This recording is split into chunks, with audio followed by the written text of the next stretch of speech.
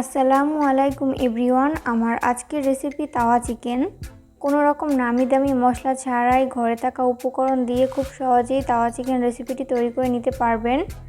হুবহু রেস্টুরেন্টের মতো স্বাদ পাবেন। তো চলুন দর্শক, রেসিপিটি দেখিয়ে নিচ্ছি শুরু থেকে শেষ পর্যন্ত। তাওয়া চিকেন রান্না করার জন্য প্রথমে চুলায় একটা প্যান বসিয়ে দিয়েছি। এরপর এর মধ্যে ব্যবহার করব 3 টেবিল চামচ পরিমাণ সয়াবিন তেল।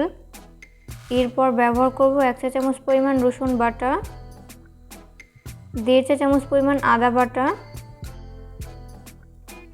1/2 চামচ পরিমাণ জিরা বাটা দিয়ে এই উপকরণগুলোকে 2-3 মিনিটের মতো ভেজে নিব।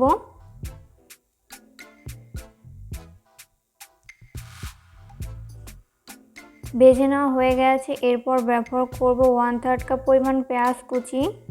পেঁয়াজ কুচিটাকে ততক্ষণ ভেজে নিব যতক্ষণ না পর্যন্ত পেঁয়াজের কাঁচা গন্ধ দূর হয়ে যায়। পেঁয়াজ কুচিটা ভেজে নেওয়া হয়ে গেছে। এরপর এর মধ্যে ব্যবহার করব আগে থেকে কেটে ধুয়ে পরিষ্কার করে রাখা 500 গ্রাম চিকেন। আমি এখানে হাড় সহ চিকেন নিয়েছি। এরপর ব্যবহার করব পরিমাণ মতো লবণ। এরপর ভালো মতো মিশিয়ে নিচ্ছি।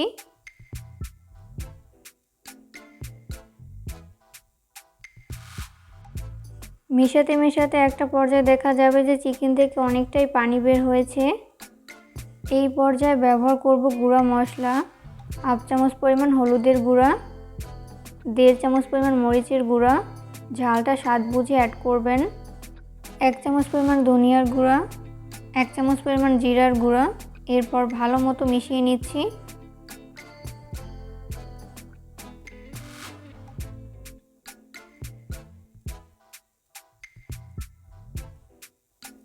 মিশিয়ে নেওয়া হয়ে গেছে। এরপর ব্যবহার করব 3 টেবিল চামচ পরিমাণ টমেটো সস আর সামান্য পরিমাণ লেবুর রস। এরপর আবারও ভালো মতো মিশিয়ে নিচ্ছি।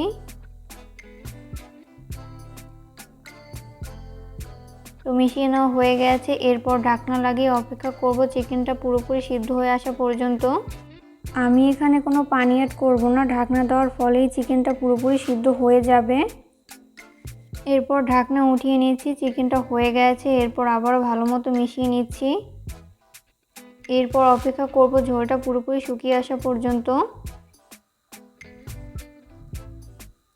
এই পর্যায়ে চুলার আঁচ মিডিয়াম ফ্লেমে রেখে অনবরত নেড়ে নিতে হবে।